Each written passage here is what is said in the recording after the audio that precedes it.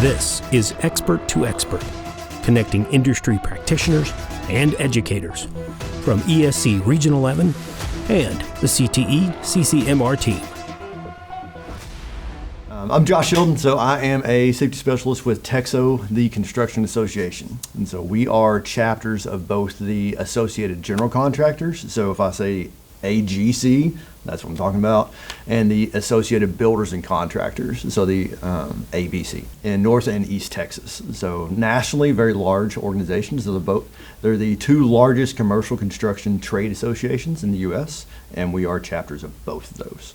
But also get to help with training and education on OSHA classes. And but as an organization, we get to kind of represent the commercial construction industry and at the local, state, and federal level. So we have a gentleman on staff that does that for us very well. And so, so that's kind of the overall gist. We're commercial construction, but we absolutely care about safety.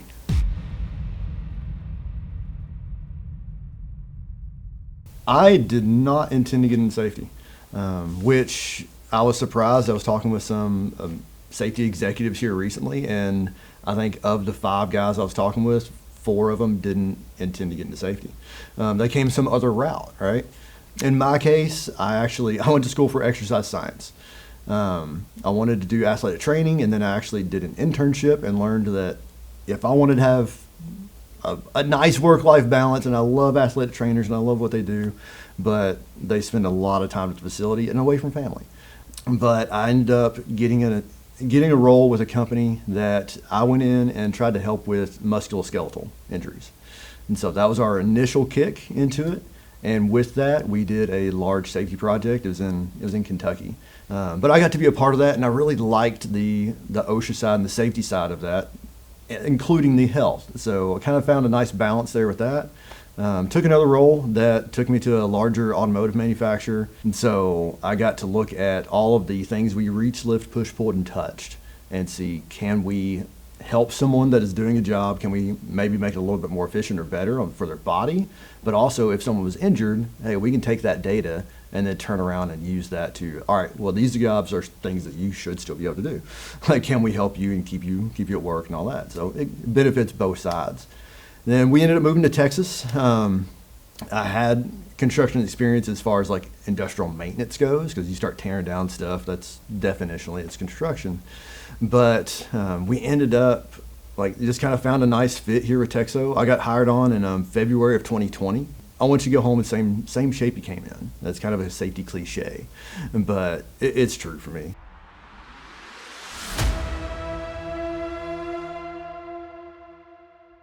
I mean, definitely like PPE. Like that was something we talked about even on site today.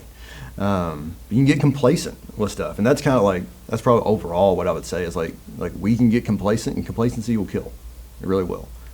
So if it's wearing your safety glasses, or no, they get fogged up and they get frustrating, especially when we're wearing a mask. I got it, understood. But no, those PPE is the last line of defense, and if we're not at least wearing that, well, what else are we not doing right?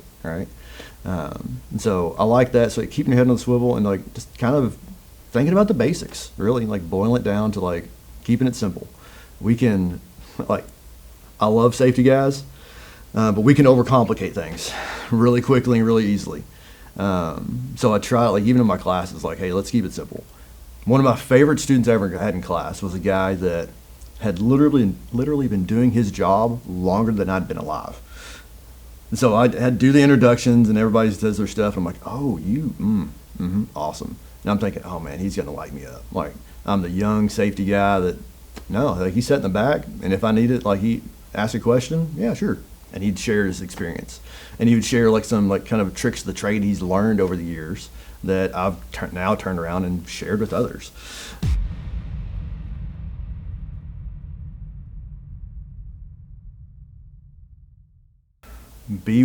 Just be open-minded, be willing to learn, really.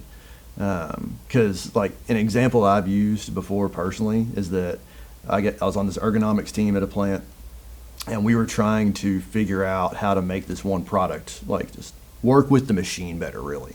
It was causing some issues where they're having to reach over, and there's a fall issue, like fall hazard. And this is one of the things that, like, it's a little thing, but it compounded really fast, right? And we probably worked on this thing for 3 months, and we just could not get the idea and design that we had to work until brought over a maintenance supervisor, and he looked at it and goes, well, why are you doing it this way? I was like, well, this is, and he explained, and he goes, well, why don't we do this? And instead of doing all the technical stuff that we tried to do, he put a very, very simple, like, post and an arm and a little lever that held everything in place for us. And as far as I know, they still use that today. It was like, okay, yeah, I definitely went a little open, like a little too far on that. But so I was also willing to listen to him and go, all right, my idea may not be the best, even though I think it is. Like, I think it's going to work. Like, if we try hard enough, it'll work. Well, like, the simple idea, and the guy that had years of experience, like, being able to, like, just listen to him for like 5 minutes would have saved us months of work.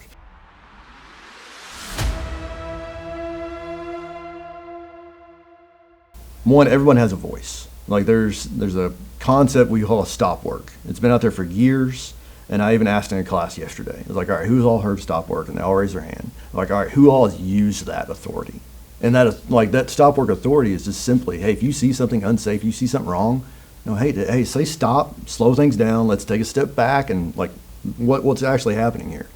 And I asked them, not a single one of them had done it. So that's probably one of the bigger things that I think we could do better. In that, hey, like, you got a voice. I don't care if you're the person that's their first day on the job site or the person that has been doing your job 10 years longer than I've been alive.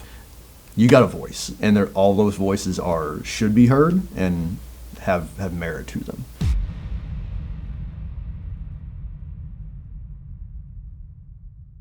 Personally, like, got a college degree. I mean, it's exercise science. Now I can use the ergonomics aspect of that, and that's how I worked that and enjoy that. But you don't have to have a college degree to get into safety. I took that route. There are people that do that. Like, the certification that I hold is an Associate Safety Professional certification from the Board of Certified Safety Professionals. And there's another certification that I'll go for here soon. It's the Certified Safety Professional. It's just kind of a step up. But they held a lot of different ones, and the reason that I went that route as well, I had the availability and I could. So you have the Board of Certified Safety Professionals, and you also have people that have gone through OSHA Training Institute, and both those hold tons of merit in the industry, to where, like, I have friends that are both, and I have some people that can do both, so have both those certifications. And a part of that too is, like, I knew we were moving to Texas, and I knew that I didn't have a current role, and I knew that certifications would help.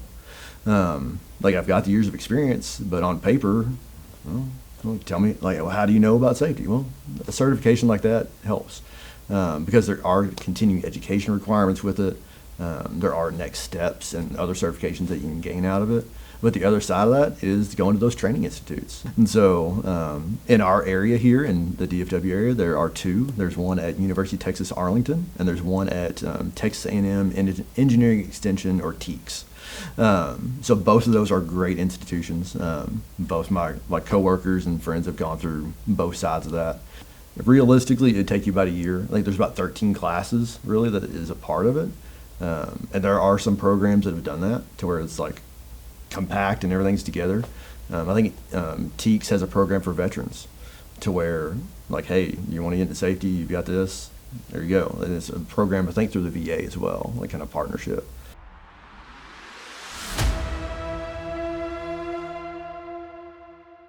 So for me, I love data.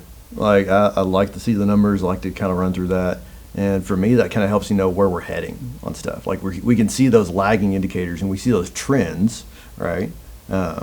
So when I go out and do an audit, we have an app that we use, and I can import all the photos and all that into the app. I've done the report level of where I take a photo and I find an issue, and then I've got to describe the issue out. I've got to write out, like, hey, this is the OSHA standard that it applies to. This is our solution for it. This is our recommendation, like, all that kind of stuff. But with those reports too, you want to be, succinct in saying, like, all right, this is our issue and this is our solution, or this is the recommendation we can make out of that, right?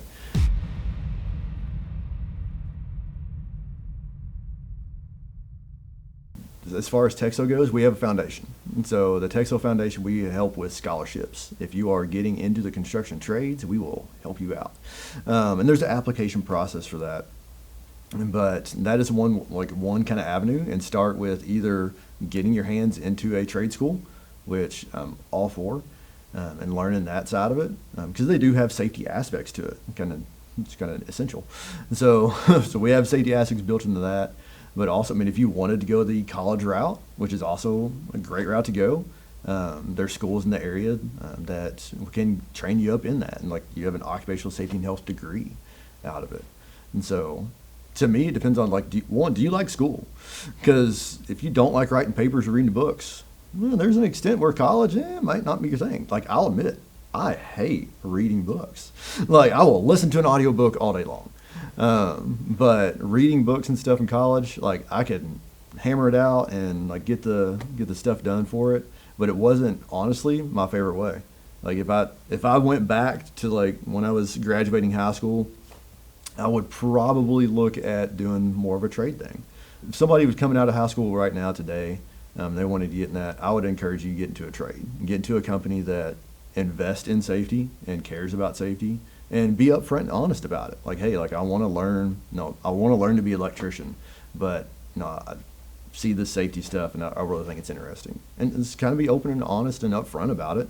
And I would say the majority of the trade partners that I talk with and are members of our organization and general contractors, like, would be all for that.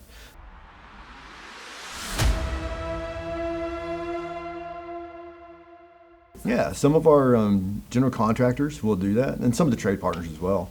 We'll open that up for students to come in and learn. Like, and honestly, that's kind of, to me, that's one of the better ways in getting your hands on it.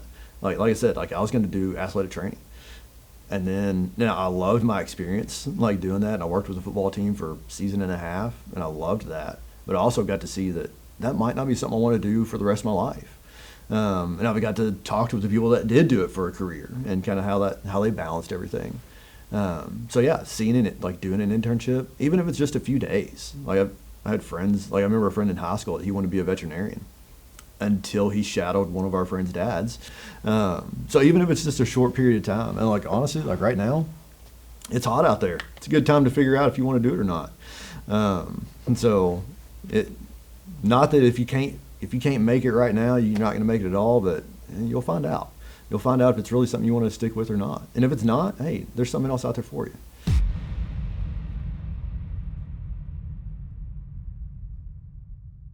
So we are seeing a lot more technology come into it. Our safety director just went to a conference, and the most vendors there were AI. So it's a bunch of artificial intelligence coming out. To the extent that like there's apps now that you can take your phone and just like basically put it on video and point it at the job site, and it will start highlighting safety issues for you. It'll even build out JSAs for you. So it'll build out a job safety analysis. And like, all right, these are the steps, these are what we're going to look at, these are the dangers associated with that. So we're seeing a lot of AI come out in that way. Drones, it's another one. And so even OSHA is using drones for inspections. So OSHA is the Occupational Safety and Health Administration, federal organization. Can we fly something up there and look at it that way? Or do we need to climb ourselves up there, potentially putting ourselves at risk by being at heights? Or can we just fly a piece of equipment and go look at it that way? Now, there's benefits both sides. Like, there's benefits to seeing it, putting your hands on it, for sure. There's also a huge benefit to me of saying, all right, well, we can just look at it here on the screen without endangering anybody going up there. But in something like that, if we need to inspect something over there, I can throw a drone at it. I can replace a drone. I can't replace a person. And so, no, drones aren't cheap, but people ain't either. And I care way more about the people that we got working for us and with us than any kind of piece of equipment ever. This has been Expert to Expert, connecting industry practitioners and educators